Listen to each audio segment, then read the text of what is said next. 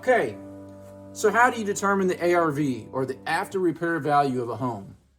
Put another way, how do you run comps on a house? I'm Lee Harbaugh, pianist, composer, I'm a real estate investor, and I'm a realtor in the state of Texas. And today I want to talk to you briefly about running comps on a house. So if you're a realtor, you can use this lesson to help you run comps on any type of home that you're working on with a potential client. Naturally, this video is part of a series that I'm doing on real estate investing. So I'm going to tailor what I'm talking about today to those that are looking to purchase real estate investments. But as I say, you can use this either way. You can use this to run comps on any type of property that you're looking at. So without further ado, let me just jump right into this. If you are a realtor, this is going to be a lot easier for you to do on your own, because I'm going to be using the MLS, of course, to pull data, and you can do that as a realtor. If you're not a realtor, I encourage you to find somebody who is a realtor, get to know some realtors, and you can ask them to help you with this process in determining the ARV of a property. So first, as you can see here, I'm looking in my MLS system here, and what I'm going to do is actually run comps on my own house, as if I was going to look to purchase my own house as a potential investment. I know the condition of my house very well, so it's very easy for me to compare it against these other homes, because these other homes are homes that have sold recently in my neighborhood, and I know them very well, and I've at least walked through almost every one of these, if not every single one of these homes, while they were on the market. So I know the condition that they were in when they sold. So this is a very easy task for me in terms of being able to compare my house against these houses. So this screenshot that you're seeing here now is the MLS system, and I've already gone ahead and set up my search criteria. So let me start by saying the search criteria includes homes that are within a quarter mile of my house. And this is really ideal for you. If you're looking to run comps on a property, you generally want to find similar properties that are very close to the property that you're looking at, the subject property. So again, these are all homes that are within a quarter mile of my home. And the other thing that I'm really looking for is size. I want to get homes that are very similar in size to mine. Now, my home is 2,800 square feet, 2,850 square feet, and you can see right here where my arrow is. This is the square foot column. So I'm looking for homes that are going to be close to 2,850 square feet. And just as a general rule of thumb, you want to go either up 300 or down 300 from that square footage amount. So I'm really looking for homes anywhere from 2,500 up to, let's say, 2,350, maybe 2,400. So I'm going to have to bend it a little bit here on the 300 rule, just because there are no homes, or there aren't many that have sold in recent times that are the size of my house. So I'm going to get the closest I can. So you can see here that we've got, what is this, 1, 2, 3, 4, 5, 6, 7, 8, 9, 10 homes that have sold within the last year. And that's the other thing that I want to point out. I am doing my search for homes that have sold within the last 12 months. The more recent ones are going to be the ones, of course, that we're going to look at the closest, because those are going to be more in line with what the market is today. So having said that, let's take a look at what we have here. So again, my house is 2,850 square feet. Here's this first one up here is going to be interesting, because this one literally just closed 2 days ago. You can see here, this is February the 14th, 2022. Let me move this column over a little bit so we can see that close date fully. Today is actually the 16th of February, 2022. So this home literally closed just 2 days ago. It is about 300, a little over 300 square feet smaller than my house, but I think it's going to give us a good indication of what my house might be worth, especially if we bring my house up to the condition that this house was in when it sold. So going down through this list, I'm going to choose about 4 or 5 different properties that look like they would match mine. So here's another one. Actually, let me jump down and see. This one here is 2632 square feet. It looks like it sold back in August, so I'm going to grab that one, and I'm going to grab this other one here. This is 2524 square feet, and this happens to be this 5809 Chatsworth is actually just a few houses down from mine. I live on Chatsworth Court. So this will be a fairly good comparable home. And then let me grab at least one more here. Now this one down at the bottom is 2,800 square feet. This is actually a home that I sold a year ago for a client. I wasn't the owner of this home. I was the listing agent on this house. So I know this deal very well. My only hesitation with grabbing it is it has been almost exactly a year since that house sold, and as many of you are well aware, in the last year, property prices have significantly increased. So I may not grab this one and pull it in just because it's been so long ago. Let me see if I can find another one. Here's another one that's 2598 square feet. Now this house is not in my subdivision, so the other thing I tend to look for is homes that are in at least the same subdivision. If I know that this other subdivision is comparable to mine, I may go ahead and grab it. And in this case, it is a fairly comparable subdivision. So I think I'm going to go ahead and grab this one and pull it in, and let's just see what we get. So I've got 4 properties selected right now. So what I'm going to do next is I'm going to export these properties to a CSV file. And the way I'm going to do that is hit the export button here, and I've already set up a export template here, if you will, inside Matrix, which is the software for that looks into my MLS system.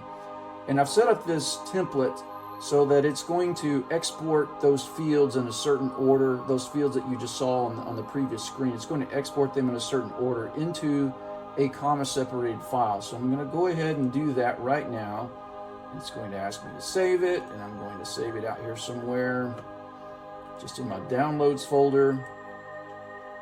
And then what I'm going to do next is, first I'm going to open that CSV file. And so here's the raw data that just came out of the MLS into this CSV file, and it opens up in Microsoft Excel. And then what I have done to help me with my process of running comps is I've built an Excel file over here that I can drop that raw data into it, and this file will help me to quickly compute an estimated value for my home, or the subject home that I'm looking at, which in this case is my home. So if I go back to the CSV file, I'm going to just simply copy all of the data that just came out of it, and I'm going to go over here into my model that I built, and I'm going to simply paste it into this table here on this particular tab. And you'll notice that the first line of this tab is actually the data for my house. So I didn't pull my house's data out of the MLS because it's not on the market right now. I happen to know what the different dimensions are. I know the sizes, I know the square footage and the acreage, etc. So I go ahead and put it in here. And again, this is, just to be clear, this is an Excel workbook that I have designed and developed for myself to help me with the specific task of calculating ARV or calculating or running comps on homes. So you're welcome to reach out to me. I can help you design something similar, give you some ideas. I'm not going to go over into great detail all of the ins and outs of this model today, just because that really is something I think for another video perhaps. But I want to just show you how I personally run comps and how this model works, at least from a high level. Okay, so the way I have this set up, when I dump the raw data from the MLS into this worksheet or this tab in this workbook here, it automatically is going to flow over into this tab that I call price. So you can see here on the left, the subject property, this is going to be my property. And let me give a little disclaimer here, because I have to do this. I am a realtor. I'm a real estate agent. I am not an appraiser. And we have to be very careful to make that clear. When I run comps, that is called a broker price of opinion. It is not an appraisal of a home. An appraiser, someone who is licensed as an appraiser, will come out to your house or whatever house it is that they're appraising, and they do some very, very significant analysis of the property. They do some pretty significant analysis of the comparable properties to arrive at an appraisal value. So I just want to be clear, this is not an official appraisal value. This is simply a broker price of opinion of the subject house. So again, this first column here, or I'm sorry, it's really the second column, column C, has the information for the subject house. Let me just tell you real briefly, the reason I have some of these cells in yellow is the yellow cells tell me those are cells for me to type in. Those are cells for me to manually input data. All the other cells on this worksheet are going to calculate automatically. So I've got formulas set up to do automatic calculations on all of the other cells. So the way I have it set up is it's in vertical columns. So this is the subject property here, the details for the subject property. Column D is going to be comparable number 1, property number 1. Column F is property number 2, H is property number 3, and so forth to the right. And then just to the immediate right of the property information is where I have the dollar or the financial information for that property. So for example, one of the properties that we just pulled out of the MLS was this one that I told you closed 2 days ago. And you can see that right here, the close price was $355,000. In other words, it closed at $355,000. That was the sale price of the house. Now, there was no seller concessions, it would look like. If there were seller concessions, it would actually pull in here and create it would create an adjustment for that concession. So let me just say that this column E, or the column just to the right of the property information, is the column that I'm using to make adjustments to the homes. And adjustments just means when I compare my property to, or the subject property to the property that we're looking at, is our property in better shape or less better shape? And if it is, at least if it's significantly one way or the other, we can make an adjustment here for that. And then at the end of the day, what's going to happen is this worksheet is going to basically compute an estimated price of what we might think our property would be worth. So real quickly, I'm just going to throw some numbers in here. And again, I don't want to walk through all the details of this workbook right now. I want to stay focused, kind of high level, but just give you sort of an idea of how it is that I go about calculating and figuring out the comps or the ARV of a property. So I know for a fact that this property right here that just sold is in immaculate condition. Beautiful kitchen, beautiful master bathroom, master bedroom. The house has beautiful floors. Paint is all in great shape.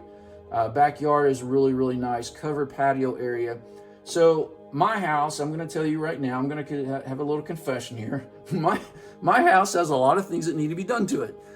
So because of that, I'm going to subtract about, I'm just going to say even $60,000 here for my house. So I'm going to be really conservative here.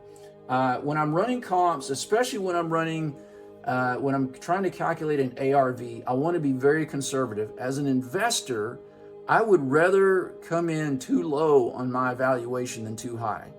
Just because the last thing you want to do as an investor is go buy something that ends up being, you think you're getting a really good deal on it, but at the end of the day, it's not worth as much as you thought it was worth. So just to be conservative, I'm going to use probably bigger numbers than I really should use or could use, but I'm going to do that just to be, again, for my own sanity's sake as an investor here. So if I was going to invest, I'm going to say it would take about $60,000 to bring my house into the condition of this comparable house right here at 5714 Brunswick Way.